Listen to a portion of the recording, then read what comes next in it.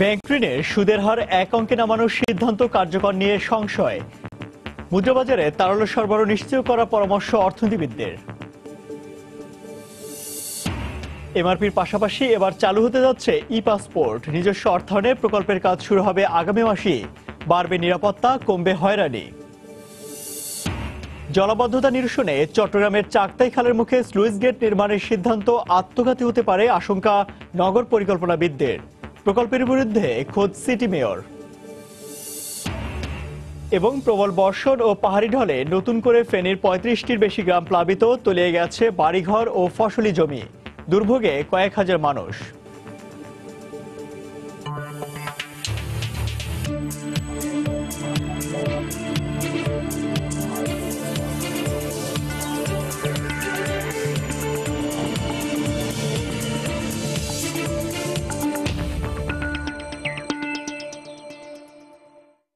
দেখছিলেন শিরোনাম। আমন্ত্রণ জানাচ্ছি দেশ ও দেশের বাইরে অর্থ বাণিজ্যের নানা খবর নিয়ে আমাদের নিয়মিত আয়োজনে সবার বাণিজ্যে। আপনাদের সঙ্গে আছি আমি ইমতিয়াজ আহমেদ। দর্শক, অর্থ বাণিজ্যের অন্যান্য খবরের পাশাপাশি আজ আমরা আলোচনা করব ব্যাংকিং খাত, ব্যাংকিং ঋণ ও সুদের হার নিয়ে। এ বিষয়ে কথা বলতে আমাদের স্টুডিওতে এসেছেন রাজশাহী বিশ্ববিদ্যালয়ের ফিনান্স বিভাগের শিক্ষক অধ্যাপক doctor M Amjad Hossain. Doctor Amjad Hossain, সময় স্টুডিওতে আপনাকে স্বাগত জানাচ্ছি। আপনাকে ধন্যবাদ। আমরা আপনার সঙ্গে আলোচনায় যাব, তার আগে সংশ্লিষ্ট একটি রিপোর্ট দেখে আসবো।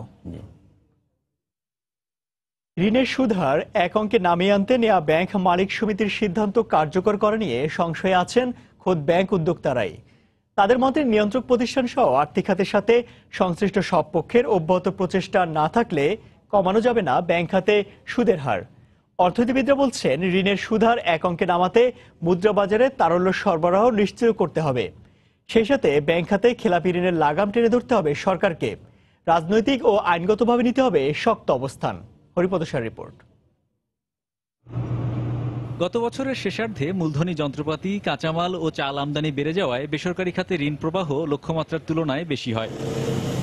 এতে তারল্য সংকটে পড়া দেশের ব্যাংক খাতে আমানতের সুদের হার বাড়ানোর প্রতিযোগিতা দেখা যায়। এক পর্যায়ে মেয়াদি আমানতের সুদ ৮% ও ঋণের সুদের হার ১৩% ছাড়িয়ে যায়। এই অবস্থায় ব্যবসায়ী সংগঠনগুলোর দফায় দফায় দাবির প্রেক্ষিতে ঋণের সুদ হার কমাতে জোর চেষ্টা চালায় সরকার। প্রস্তাবিত বাজেটে ২.৫% কর ছাড় দেওয়া হয় ব্যাংক ও আর্থিক খাতের প্রতিষ্ঠানকে। পাবলিক ট্রেডেড ব্যাংক বিমা ৪০ ছিল, এদের ক্ষেত্রে এটাকে ৩৭.৫ করছি।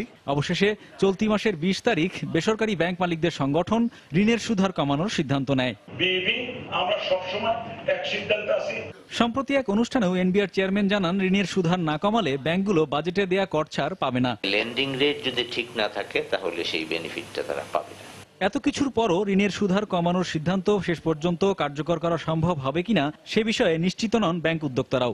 সেন্ট্রাল ব্যাংক, অর্থ মন্ত্রণালয়, নন ফাইন্যান্সিয়াল ব্যাংকিং ইনস্টিটিউশন, বন্ড যারা কন্ট্রোল করে তারা, ব্যাব সহ সবাই মিলে একটা ইন্টারাকশন, একটা কমিটি করতে হবে।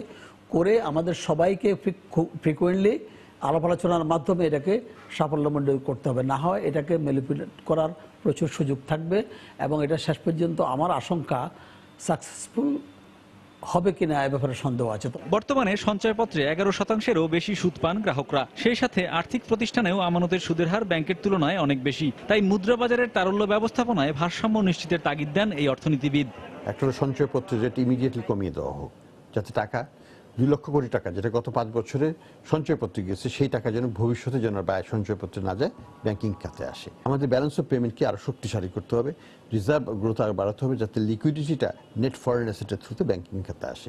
ব্যাড লোনের সমস্যা যদি সমাধান না করা হয় তাহলে কোনো মতে স্প্রেড ৩% বা ৪% আসবে না। সেজন্য সরকারকে রাজনৈতিকভাবে এবং আইনগতভাবে দৃঢ়তা দেখাতে হবে।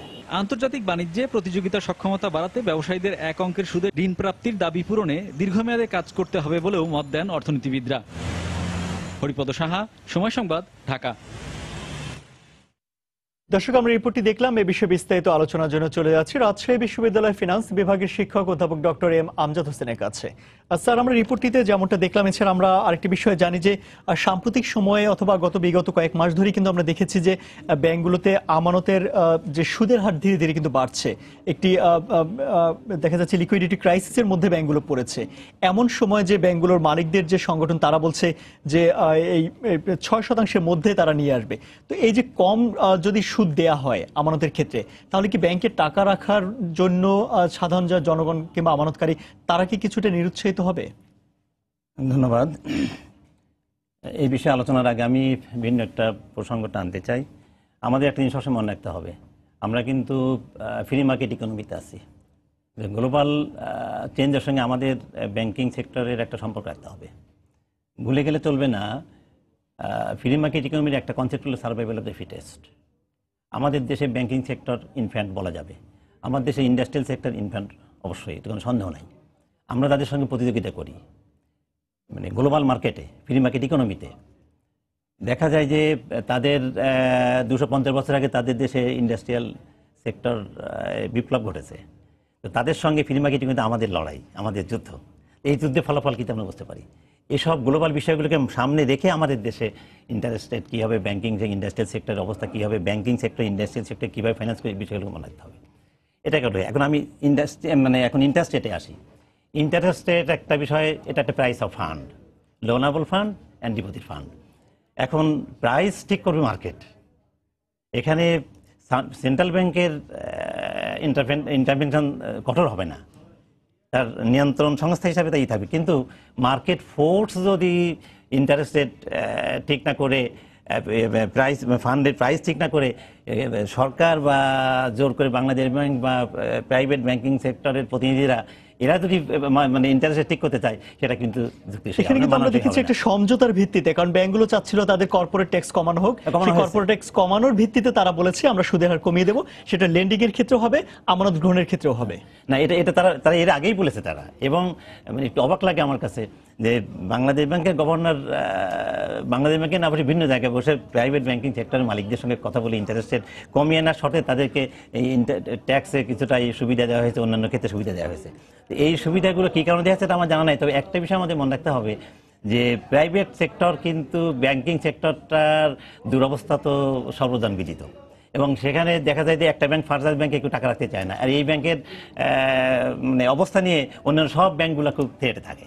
তো সেই থ্রেটে থাকা অবস্থাতে এখন আপনি কী করে আমরা মানে প্রাইভেট ব্যাংকে সুবিধা দিতে আবার সুবিধা দিতে যাব? আর এক অঙ্কে নামায় আনার বিষয়টা, এটা তো স্প্রেডটা খেয়াল রাখতে হবে। মানুষ কেন টাকা রাখবে? এখন ইনফ্লেশন 6% উপরে, এবং 6% কথা বলা হচ্ছে, 6% কথা বলা হচ্ছে।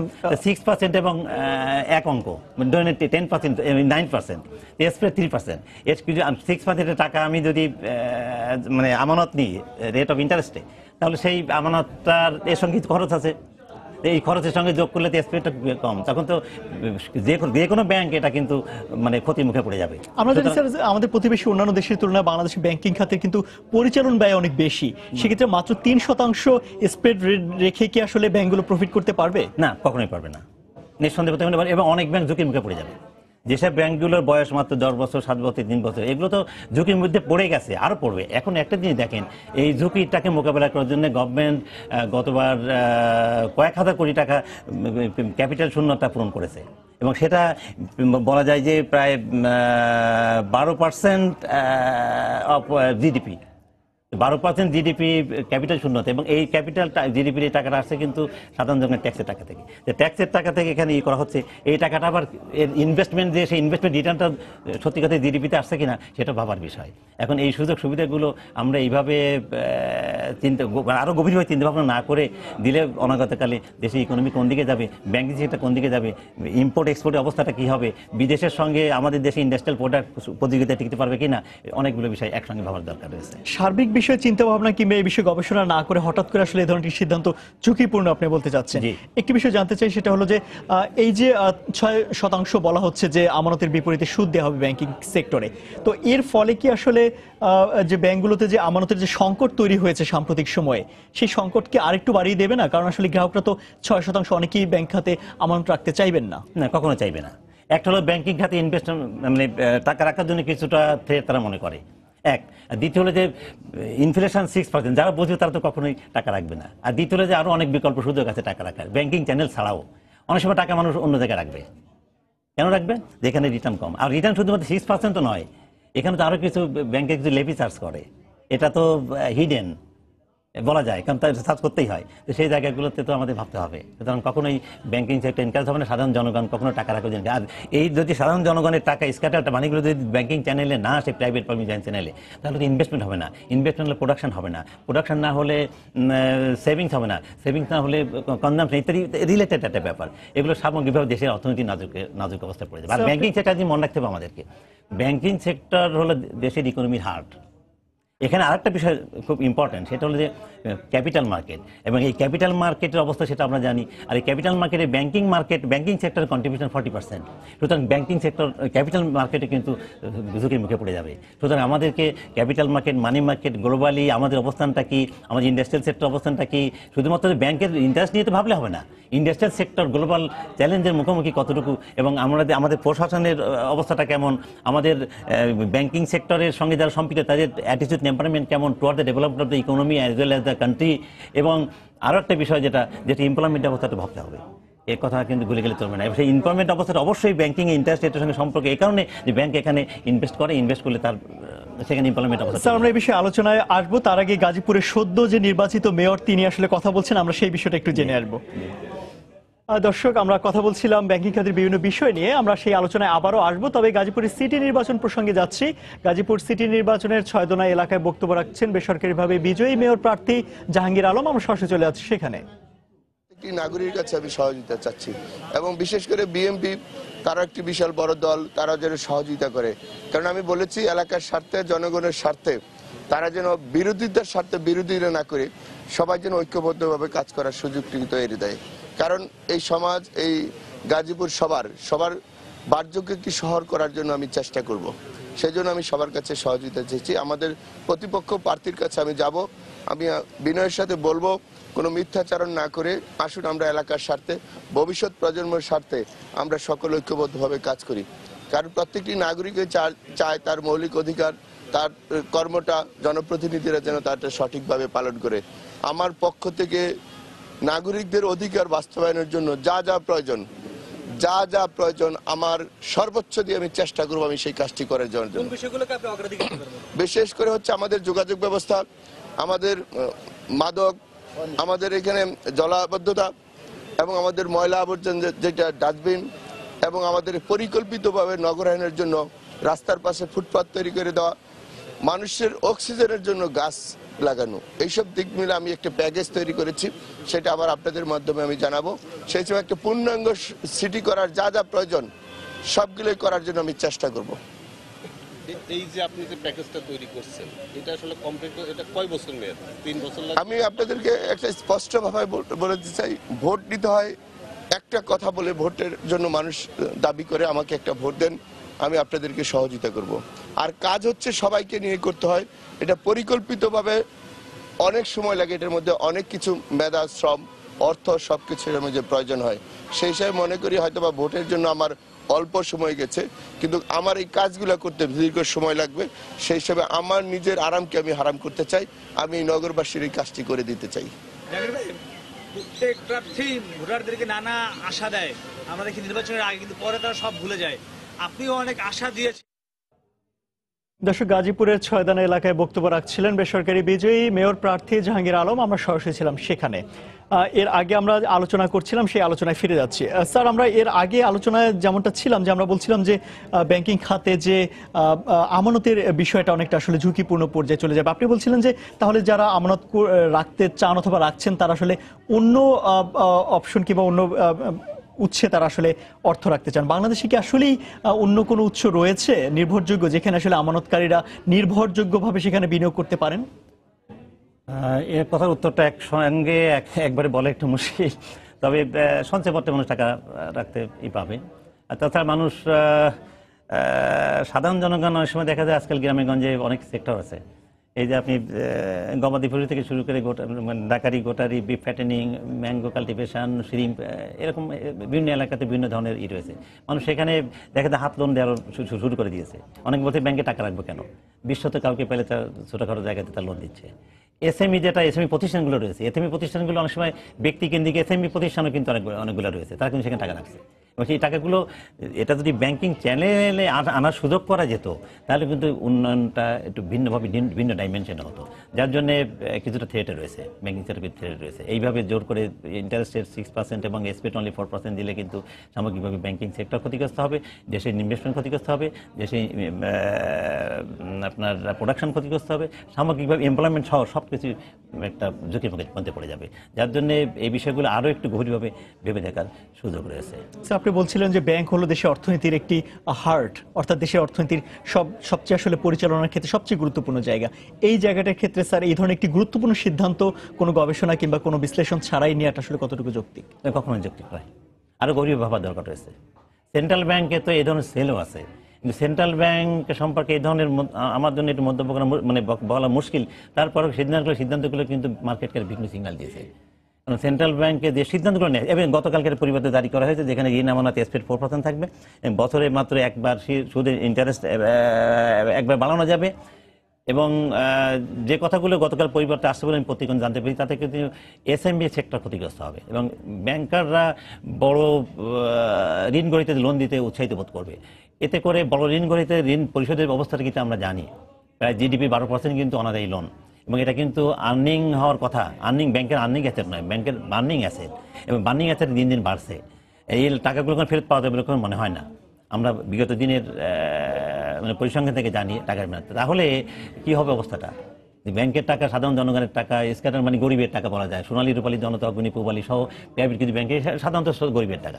গরিবের টাকা এইভাবে যদি বড় লোকদের পকেটে চলে যায় তাহলে এই যে একটা গ্যাপ তৈরি হবে, ধনী গরিবের ব্যবধান, এই ব্যবধানটা হয়তো আপাতত কিছু বোঝা যাচ্ছে না, কিন্তু দেখা যায় অনাগতকালে একটা বড় ধরনের অশান্ত অবস্থা তৈরি হতে পারে সমাজের বিভিন্ন জায়গাতে, যা হয়তো আমাদের জন্য মঙ্গলজনক নয়। এই জন্য অন্তত কোনো বিশ্লেষণ ছাড়া, কোনো ইনডেপথ কম্প্রিহেন্সিভ অ্যান্ড ইন্টারমিডিয়েন্ট কোনো স্টাডি ছাড়া কখনো এই ধরনের সিদ্ধান্ত এক কথায় প্রাইভেট ব্যাংকিং সেক্টরের মানে মালিকদের সঙ্গে বসে নেওয়া কখনো উচিত হবে না। স্যার, এই সিদ্ধান্তের ফলে আসলে ব্যাংকিং ক্ষেত্রে যে ঋণের প্রদানে কি কি সমস্যা হয় সেই বিষয়গুলো নিয়ে আমরা আলোচনা আরো করব, তার আগে একটি বিরতি থেকে আসছি। দর্শক, আমরা আলোচনা করছিলাম ব্যাংকিং খাতের বিভিন্ন বিষয় নিয়ে, আমরা সে বিষয়ে আরো আলোচনায় আসবো, তার আগে অন্যান্য কিছু খবর দেখে আসছি। আজ জাতীয় সংসদে অর্থ বিল ও আগামীকাল 28শে জুন বাজেট পাশ হবে। বেশ কিছু নতুন ও পরিবর্তিত প্রস্তাব থাকলেও বাজেটে বড় ধরনের পরিবর্তন হবে না বলে জানিয়েছেন অর্থমন্ত্রী আবুল মাল আব্দুল মুহিত। গতকাল সচিবালয়ে এক প্রেস ব্রিফিংয়ে অর্থমন্ত্রী একথা বলেন। এ সময় ব্যাংকে খেলাপি ঋণ কমানো এবং পারস্পরিক সমঝোতার মাধ্যমে পরিচালকদের ব্যাংকে ঋণ গ্রহণ বন্ধে পদক্ষেপ নেওয়া হবে বলে জানান অর্থমন্ত্রী। বাজেট 28 তারিখে every grant will be approved. না, বড় ধরনের পরিবর্তন তো কখনো হয় না।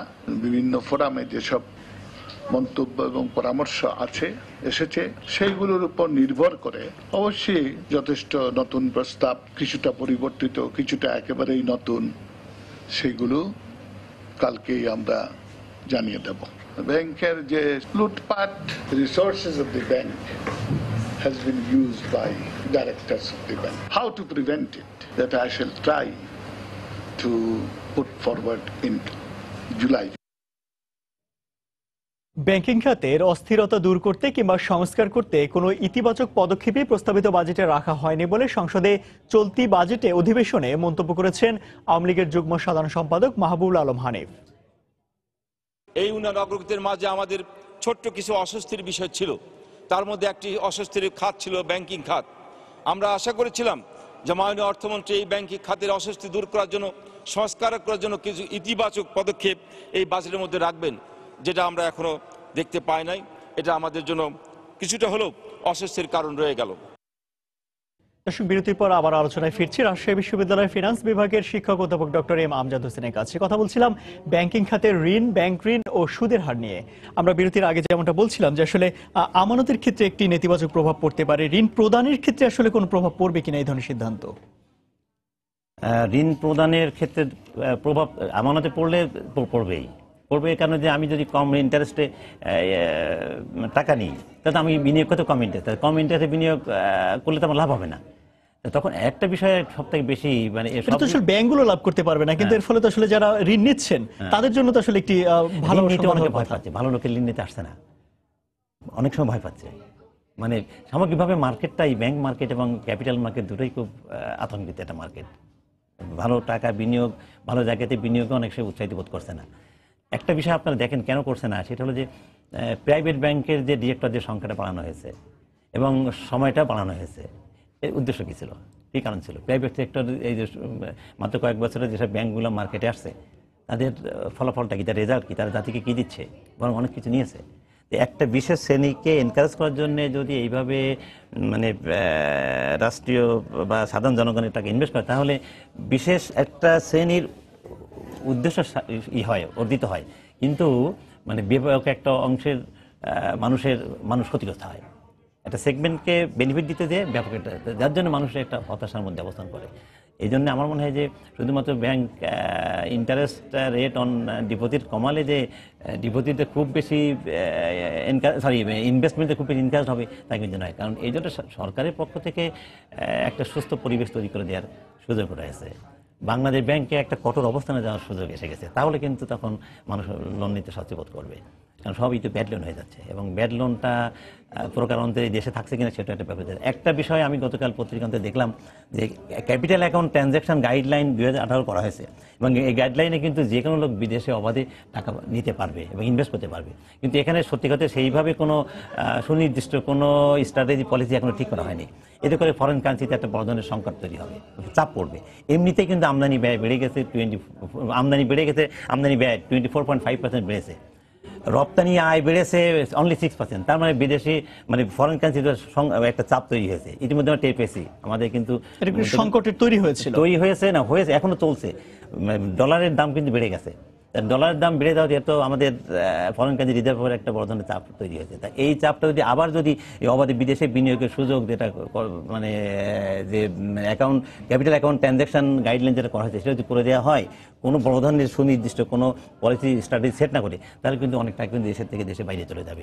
সুতরাং দীর্ঘকালীন একটা নেতিবাচক প্রভাব পড়বে অর্থনীতিতে, ইনভেস্টমেন্টে, এমপ্লয়মেন্টে, সামগ্রিকভাবে দেশের জনগণের উপরে আলটিমেটলি কোনো কোনোভাবে চলে আসবে। এই জন্য এই বিষয়গুলো মাথায় রেখেই আমাদের ইন্টারেস্ট রেট ডিপোজিট হোক অথবা আপনার কি বলে লেন্ডিং হোক, সব ঠিক করতে হবে। এবং তার জন্য আপনি একটু আগে যেটা বললেন যে কম্প্রিহেন্সিভ একটা স্টাডি দরকার রয়েছে। বাংলাদেশ ব্যাংক শুধু নয়, এমনি যারা আমাদের দেশে যারা বিশ্ববিদ্যালয়ের শিক্ষক সহ অন্যান্য এক্সপার্টরা যারা যেসব মন্তব্যগুলো করছেন, এডিবি, ওয়ার্ল্ড ব্যাংক, IMF থেকে শুরু করে অন্যান্য এক্সপার্ট যারা বিভিন্ন কথা বলছেন, CPD রয়েছে, এদের বক্তব্যগুলো থেকেও কিন্তু আমাদের বেশ কিছু আসলে জ্ঞান নেওয়া উচিত। স্যার, আমরা এই বিষয়টা নিয়ে আবার আলোচনায় আসবো, তার আগে একটি জাতীয় খবর আবার দেখে আসছি। দর্শক, এই মুহূর্তে গাজীপুরের নির্বাচন পরিস্থিতি নিয়ে মির্জা ফখরুল ইসলাম আলমগীর কথা বলছেন, আমরা সরাসরি চলে যাচ্ছি সেখানে। প্রত্যক্ষ সহযোগিতায় গাজীপুরের নির্বাচনে আরেক কলঙ্কময় অধ্যায় সংযোজন করল। জনগণের আশা আকাঙ্ক্ষাকে চূর্ণ বিচূর্ণ করে স্বৈরাচার এবং একদলীয় শাসন ব্যবস্থা প্রতিষ্ঠার লক্ষ্যে সকল গণতান্ত্রিক প্রতিষ্ঠানকে তারা সমাহিত করছে।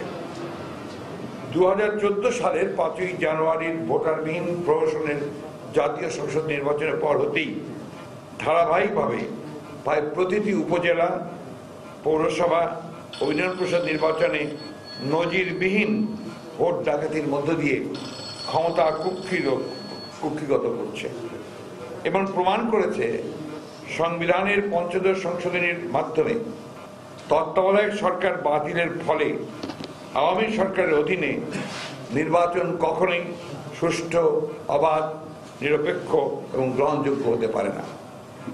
আওয়ামী লীগ সম্পূর্ণভাবে গণবিচ্ছিন্ন হয়ে আইন শৃঙ্খলা বাহিনী, প্রশাসন ও নির্বাচন কমিশনকে ব্যবহার করে নির্বাচনের ফলাফল তাদের পক্ষে নিচ্ছে। জনগণ তাদের ভোটাধিকার প্রয়োগ করতে পারছে না।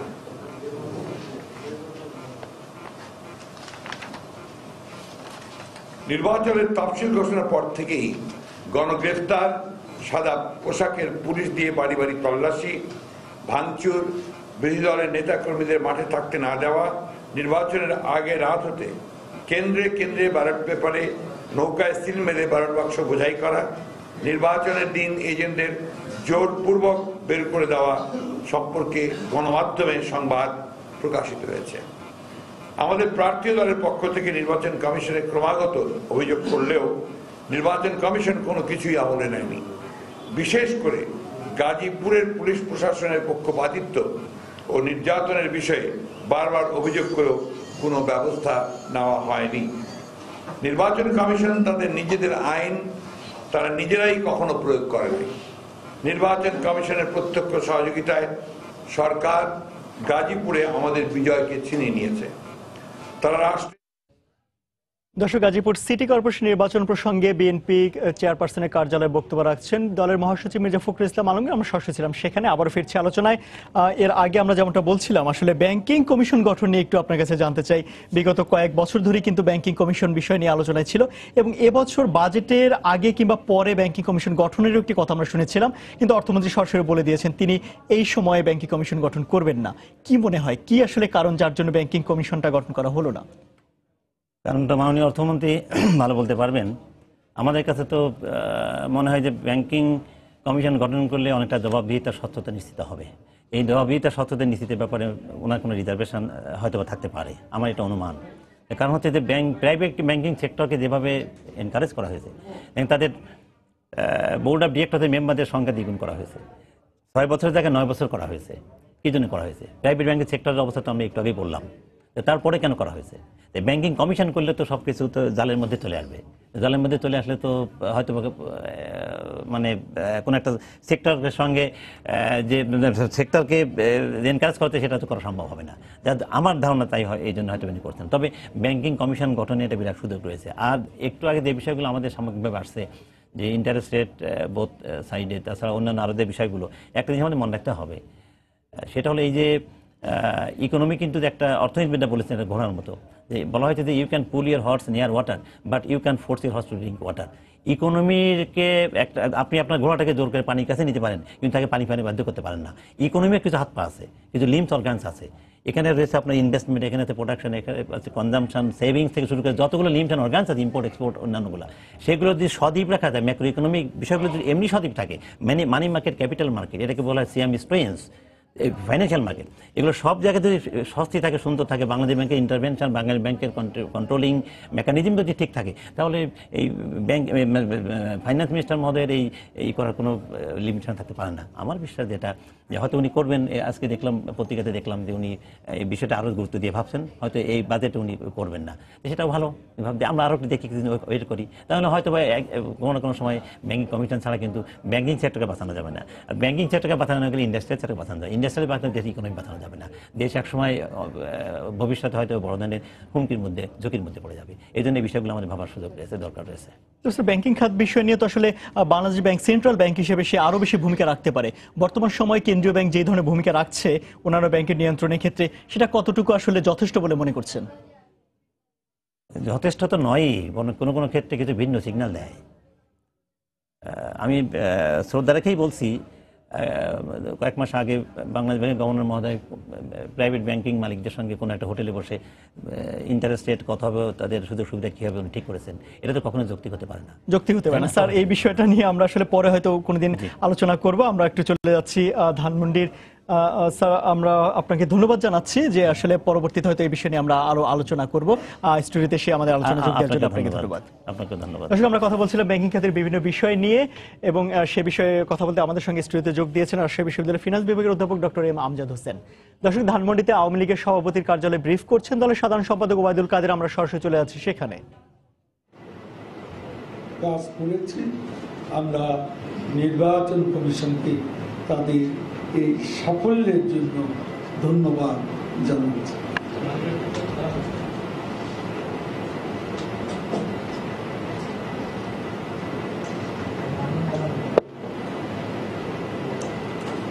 যত অপপ্রচারই হোক, যতই আতঙ্ক ছড়ানো হোক না কেন, সাংবাদিক বন্ধুগণ, আপনারা জানেন নির্বাচনী প্রচারণা শুরু থেকে নির্বাচনের দিন পর্যন্ত গাজীপুর সিটি কর্পোরেশন নির্বাচনে কোথাও কোনো গোলযোগ, কোনো সংঘাত সৃষ্টি হয়নি, বরং একটি প্রতিযোগিতামূলক ও নির্বিঘ্ন পরিবেশ সেখানে বিরাজমান ছিল। সকল প্রার্থীদের মধ্যে একটা সম্প্রীতির পরিবেশও গাজীপুরে উপস্থিত ছিল, এটা সবাই লক্ষ্য করেছে। নির্বাচনকালীন সময়ে গাজীপুর নগরীতে একটা উৎসব মুখর পরিবেশ ছিল। জনগণ স্বাধীনভাবে তাদের পছন্দসই প্রার্থীকে ভোট দিতে পেরেছেন এবং ভোটের দিন বিভিন্ন কেন্দ্রে বিপুল সংখ্যক ভোটারের উপস্থিতি প্রমাণ করে যে এই নির্বাচন কতটা অবাধ হয়েছে, ফ্রি এবং ফেয়ার হয়েছে। দুর্ভাগ্যজনক বিষয় হল বিএনপি তাদের পুরনো কৌশল জিতলে আসি হারলে নাই নীতি থেকে বেরিয়ে আসতে পারেনি। বিএনপি মহাসচিব অন্যান্য দায়িত্বশীল নেতৃবৃন্দ জনগণের রায়কে গ্রহণ না করে ও নির্বাচনের ফলাফল প্রত্যাখ্যান করে মিথ্যা বানোয়ার আজগুবি তথ্য জাতির সামনে উত্থাপন করছে। আজকে আবার শুনলাম তারা আদালতকে বলেছেন গণশুনানি করার জন্য। সব আজগুবি বিষয়গুলো, উদ্ভট বিষয়গুলো আজকে বিএনপি আবিষ্কার করছে এবং নির্বাচনকে প্রশ্নবিদ্ধ করার জন্য তারা মরিয়া হয়ে মাঠে নেমেছে। এবং আজকে এটাও আজ বলে দিতে পারি আমাদের গাজীপুরের নেতা মুক্তিযোদ্ধা মেশিন রিডেবল পাসপোর্টের পাশাপাশি বিশ্বে 119তম দেশ হিসেবে বাংলাদেশে চালু হতে যাচ্ছে ই পাসপোর্ট। অত্যাধুনিক প্রযুক্তির এই পাসপোর্ট নিরাপত্তা বাড়ার পাশাপাশি ইমিগ্রেশন চেকপোস্টে হয়রানি কমবে বলে মনে করছেন সংশ্লিষ্টরা। সম্পূর্ণ নিজস্ব অর্থায়নে জার্মান সরকারের সাথে G2G চুক্তির আওতায় সামনে জুলাই মাস থেকে এই প্রকল্পটির কাজ শুরু হবে বলে আশা প্রকাশ করেছেন পাসপোর্ট অধিদপ্তরের মহাপরিচালক তারিকুল হাসান আশিকের রিপোর্ট। বহির্বিশ্বের সাথে সামঞ্জস্য রেখে দেশের নাগরিকদের হাতে অত্যাধুনিক প্রযুক্তি সম্পন্ন ইলেকট্রনিক পাসপোর্ট তুলে দিতে 2016 সালে মেশিন রিডেবল পাসপোর্টের পাশাপাশি ই পাসপোর্ট চালুর উদ্যোগ নেয় সরকার। 21 জুন একনেক 4,635 কোটি 91 লাখ টাকার প্রকল্পের অনুমোদন দেয়। নিরাপত্তা নিশ্চিত করতে ই পাসপোর্টে ইলেকট্রনিক ছবি, স্বাক্ষর ও 10 আঙ্গুলের ছাপের পাশাপাশি থাকবে চোখের মনির ছবি। এছাড়া মূল পাতায় থাকবে ইলেকট্রনিক চিপ, যাতে সংরক্ষিত থাকবে পাসপোর্টধারীর সব তথ্য। সর্বাধুনিক প্রযুক্তি সম্পন্ন ই পাসপোর্টের মাধ্যমে নিশ্ছিদ্র নিরাপত্তা নিশ্চিতের পাশাপাশি ইমিগ্রেশনে হয়রানি বন্ধ হবে বলে মনে করেন সংশ্লিষ্ট কর্মকর্তারা। মাঝে মধ্যে আমরা শুনি ইমিগ্রেশনের লোকজনের হয়রানি হয়, বিব্রতকর অবস্থায় ফেলে, এইগুলি আর থাকবে না। কোনো কর্মকর্তার কাছে তার আর সাক্ষাৎকার দিতে হবে না। 5 বছর কিন্তু দেখতে দেখতে চলে যায়, 10 বছর হলে এই সমস্যা তার থাকবে না। ইমিগ্রেশন প্রক্রিয়া সহজ করতে ই পাসপোর্টের পাশাপাশি এই প্রকল্পের আওতায় দেশের 3টি আন্তর্জাতিক বিমানবন্দর ও 2টি স্থলবন্দরে ই গেট স্থাপন করা হবে। কন্ট্রাক্ট সাইনের পরে 6 মাসের মধ্যে তারা এটা করবে, এরকম একটা তাদের সাথে আমাদের ডিসকাশন হচ্ছে। আশা করছি যে 2nd উইক আর 3rd উইকের ভিতরে আমরা কন্ট্রাক্ট সাইন করব জুলাই। এই সমুদ্রের টাকার ভিতরে আপনার 3 কোটি বই সহ অ্যাসেম্বলি লাইন সহ আমাদের টোটাল প্রকল্প। এছাড়া এই প্রকল্পের ভিতরে 50টা ই গেট আছে। 10 বছর মেয়াদী এই প্রকল্পের আওতায় 3 কোটি ই পাসপোর্ট বুকলেটের 20 লাখ প্রাথমিকভাবে জার্মানি থেকে আমদানি করা হলেও 2 কোটি 80 লাখ পাসপোর্ট দেশেই তৈরি করা হবে। পাশাপাশি চালু থাকবে চলমান এমআরপি প্রকল্প। সবকিছু ঠিক থাকলে চলতি বছরের ডিসেম্বরেই ই পাসপোর্ট হাতে পেতে পারেন পাসপোর্ট প্রত্যাশীরা। তারিকুল হাসান আশিক, সময় সংবাদ, ঢাকা। প্রথম দফায় বন্যার ক্ষতি কাটিয়ে না উঠতেই মাত্র 12 দিনের মধ্যে আবারও প্লাবিত হয়েছে ফেনীর 2 উপজেলার 10টিরও বেশি গ্রাম। দুর্ভোগে পড়েছেন হাজার হাজার মানুষ। প্রবল বৃষ্টি ও পাহাড়ি ঢলে ফেনীর মহুরী, কহুয়া ও সিলোনিয়া নদীর বন্যা নিয়ন্ত্রণ বাঁধে দ্বিতীয়বার ভাঙন দেখা দেয় বসত বাড়িসহ তলিয়ে গেছে গ্রামীণ সড়ক, ফসলি জমি। জুলাস তালুকদারের ক্যামেরায় আতিয়ার সজনের রিপোর্ট। প্রবল বর্ষণ আর ভারতের উজান থেকে নেমে আসা পাহাড়ি ঢলের পানির তোড়ে বন্যা নিয়ন্ত্রণ বাঁধের 18টি স্থানে প্রায় 600 মিটার বিলীন হয়ে পানি ঢুকে পড়ে। এ ভাঙ্গন দিয়ে গত 22 জুন দ্বিতীয় দফায় ঢলের পানিতে প্লাবিত হয়েছে ফুলগাজী ও পরশুরাম উপজেলার 3টি ইউনিয়নের 10টিরও বেশি গ্রাম।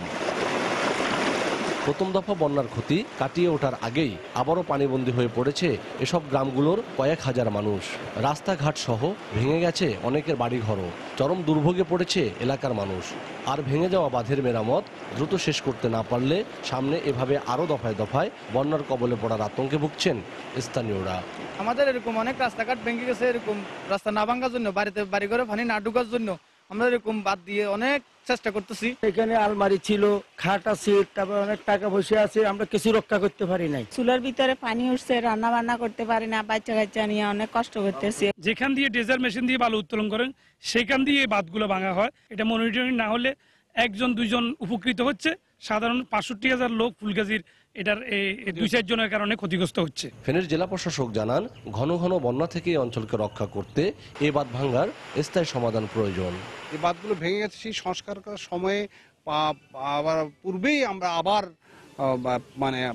পানি বাড়ছে এবং পানি প্রবেশ করছে। এইটি সংস্কার যদি দ্রুত করা সম্ভব না হয় তাহলে জনগণের ভোগান্তি থেকেই যাবে। বন্যায় স্থানীয়দের ব্যাপক ক্ষতির কথা স্বীকার করে ফেনীর পানি উন্নয়ন বোর্ডের নির্বাহী প্রকৌশলী বাঁধ দ্রুত মেরামতের আশ্বাস দিলেন। যে সকল স্থানে বাঁধের ভেঙে গিয়েছে বা বাঁধ যে সকল স্থানে আমাদের মারাত্মক ক্ষতিগ্রস্ত হয়েছে সেগুলো মেরামত করার জন্য প্রস্তাবনা পাঠাবো, জরুরি ভিত্তিতে কাজ করার জন্য, এবং যত তাড়াতাড়ি সম্ভব পরবর্তী পদক্ষেপ নেব। গত বছর এ বাঁধের 11টি স্থানের ভাঙন দিয়ে 2 মাসের ব্যবধানে 5 দফা বন্যার কবলে পড়তে হয়েছিল পরশুরাম ও ফুলগাজী উপজেলার 50টিরও অধিক গ্রামের প্রায় 1.5 লাখ মানুষকে। আতিয়ার সজল, সময় সংবাদ, ফেনী। জলবায়ু পরিবর্তনের কারণে দেশে অসময়ে বাড়ছে প্রাকৃতিক দুর্যোগের মাত্রা। এতে নষ্ট হচ্ছে ক্ষেতের ফসল, ক্ষতিগ্রস্ত হচ্ছেন কৃষক। এই অবস্থায় কৃষকের আর্থিক সুরক্ষা নিশ্চিত করতে সারা দেশে পর্যায়ক্রমে শস্য বীমা চালু করা প্রয়োজন। গতকাল রাজধানী হোটেল পূর্বানীতে কৃষিতে শস্য বীমা চালু বিষয়ক এক কর্মশালায় এমন মত তুলে ধরেন বক্তারা। এ সময় শস্য বীমার সুবিধা সম্পর্কে কৃষকদের মধ্যে সচেতনতা বৃদ্ধির উপরও জোর দেন তারা। অনুষ্ঠানে বাংলাদেশে এশীয় উন্নয়ন ব্যাংকের কান্ট্রি ডিরেক্টর মনমোহন প্রকাশ, অর্থ মন্ত্রণালয়ের আর্থিক প্রতিষ্ঠান বিভাগের অতিরিক্ত সচিব অরিজিৎ চৌধুরী সহ আরও অনেকে উপস্থিত ছিলেন। সরকারের পরিকল্পনা ও পৃষ্ঠপোষকতায় উন্নয়নের বিভিন্ন সুযোগে এগিয়েছে দেশের নারীরা। ধারাবাহিক উন্নয়নের পেছনে মূলত রয়েছে জাতীয় বাজেটে বিশেষ বরাদ্দ। তবে বরাদ্দের টাকা শতভাগ ব্যয়ে বাস্তবভিত্তিক কর্মপরিকল্পনা রাখার দাবি সংশ্লিষ্টদের। এক্ষেত্রে বিশেষভাবে নজর দিতে হবে অতি দরিদ্র নারীদের দিকে। আর উন্নয়নের কর্মতৎপরতায় পারিবারিক বন্ধন যেন শিথিল না হয় সেদিকেও গুরুত্ব দেওয়ার পরামর্শ বিশেষজ্ঞদের। 17-18 অর্থ বছরের গতবারের মতো 2018-19 অর্থ বছরের প্রস্তাবিত বাজেটেও নারী উদ্যোক্তাদের জন্য বিশেষ বরাদ্দ রাখা হয়েছে 100 কোটি টাকা এবং 25 কোটি টাকা দেওয়া হচ্ছে নারী উন্নয়নে বিশেষ ফান্ড।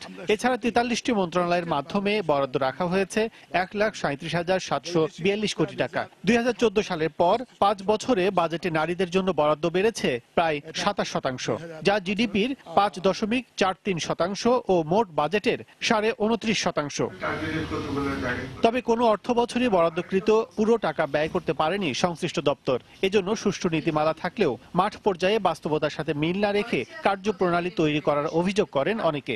মঙ্গলবার সকালে 2018-19 অর্থ বছরে নারীর অবস্থান বিষয়ক এক সেমিনারে একথা বলেন তারা। মাঠে আমরা দেখেছি যে পলিসি আছে, প্রজেক্টের ইমপ্লিমেন্টেশন, কিন্তু প্রপার ইমপ্লিমেন্টেশন নাই পলিসিকে ফলো করে বাস্তবায়নের জন্য। সর্বক্ষেত্রেই আসলে অবক্ষয়ের দিকেই যাচ্ছে। আমরা যদিও বলি বিভিন্ন ক্ষেত্রে সমতা তৈরি হচ্ছে, আসলে আমরা বলবো সেক্টর ওয়াইজ সুনির্দিষ্ট করে দেওয়া সচেতনতা প্রশিক্ষণ। নারীদের পিছিয়ে থাকার জায়গাগুলো এগিয়ে নিতে সেমিনারে বেশ কিছু সুপারিশ তুলে ধরে আয়োজক প্রতিষ্ঠান কর্তৃপক্ষ। নারীর উচ্চশিক্ষার হার বাড়ানোর প্রচেষ্টা জোরদার করা, ফর্মাল সেক্টরে নারীর উপস্থিতি বাড়ানো, বিশেষ ক্যাডারে নারী নিয়োগ বৃদ্ধির প্রচেষ্টা চালানো। সেমিনারে বিশেষজ্ঞরা বলেন, সরকারের সব পর্যায়ে জবাবদিহিতা না থাকায় সুষ্ঠুভাবে বাজেট বাস্তবায়ন হয় না।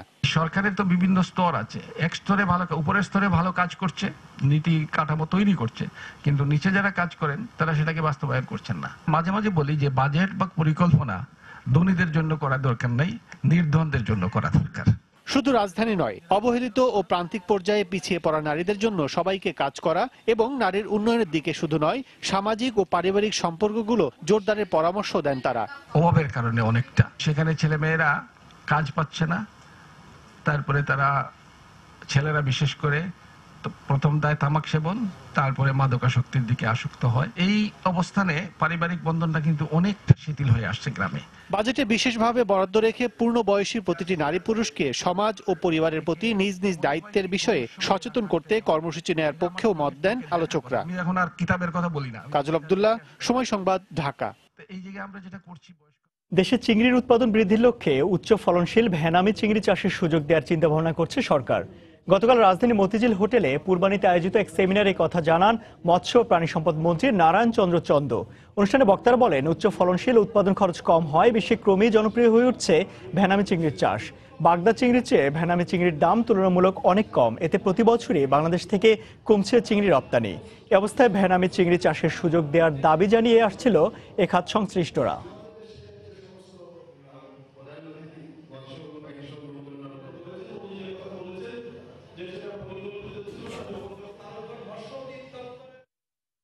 শুধু ব্যবসায়িক স্বার্থেই লবণ বাজারজাত না করে জাতি গঠনে আয়োডিন সমৃদ্ধ লবণ উৎপাদনে আহ্বান জানিয়েছেন শিল্পমন্ত্রী আমির হোসেন আমু। গতকাল রাজধানী একটি হোটেলে best iodised salt mills award 2017 পুরস্কার বিতরণ অনুষ্ঠানে সব কথা বলেন মন্ত্রী। এ সময় তিনি বলেন, বর্তমানে 84% পরিবার আয়োডিনযুক্ত লবণ ব্যবহার করছে, যা শতভাগে উন্নীত করতে শুধু আইন নয়, প্রয়োজন সবার সচেতনতা। অনুষ্ঠানে বক্তারা সব স্তরে আয়োডিনযুক্ত লবণ পৌঁছে দিতে প্রয়োজনে আইনের সংস্কার করার আহ্বান জানান। পরে 3টি ক্যাটাগরিতে মোট 11টি লবণ মিলসকে পুরস্কৃত করা হয়। 3টি ক্যাটাগরিতে প্রথম হয় যথাক্রমে Molla salt industries 2, Gaffar food limited, ACI salt limited. প্রতিটি ক্ষেত্রে যে সফলতা, শেখ হাসিনার নেতৃত্বে বাংলাদেশ দারিদ্র্য বিমোচনের ক্ষেত্রে এখন বিশ্বের। ইসলামী ব্যাংক বাংলাদেশ লিমিটেডের 35তম বার্ষিক সাধারণ সভা অনুষ্ঠিত হয়েছে। সোমবার রাজধানী কুর্মিটোলা গলফ ক্লাবে এ সভা অনুষ্ঠিত হয়। সভার সভাপতিত্ব করেন ব্যাংকের পরিচালনা পর্ষদের chairman professor Mohammad Nazmul Hasan, PhD. সভায় ব্যাংকের শরিয়া সহ সুপারভাইজার কমিটির চেয়ারম্যান শায়খ মাওলানা আব্দুল কুতুবুদ্দিন, ব্যাংকের ভাইস চেয়ারম্যান সৌদি আরবের আল রাজি গ্রুপের ইউসুফ আবদুল্লাহ আল রাজি সহ ঊর্ধ্বতন কর্মকর্তারা উপস্থিত ছিলেন।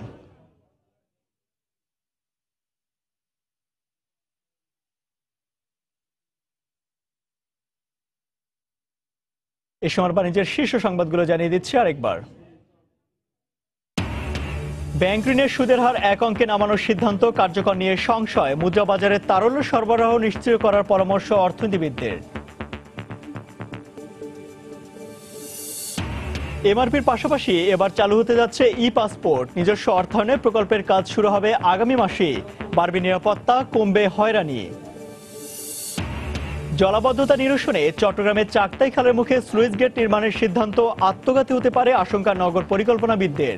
প্রকল্পের বিরুদ্ধে খোদ সিটি মেয়র। এবং প্রবল বর্ষণ ও পাহাড়ি ঢলে দ্বিতীয় দফায় ফেনীর 10টি গ্রাম প্লাবিত, তলিয়ে গেছে বাড়িঘর ও ফসলি জমি। স্থায়ী বাঁধ নির্মাণের দাবি এলাকাবাসীর।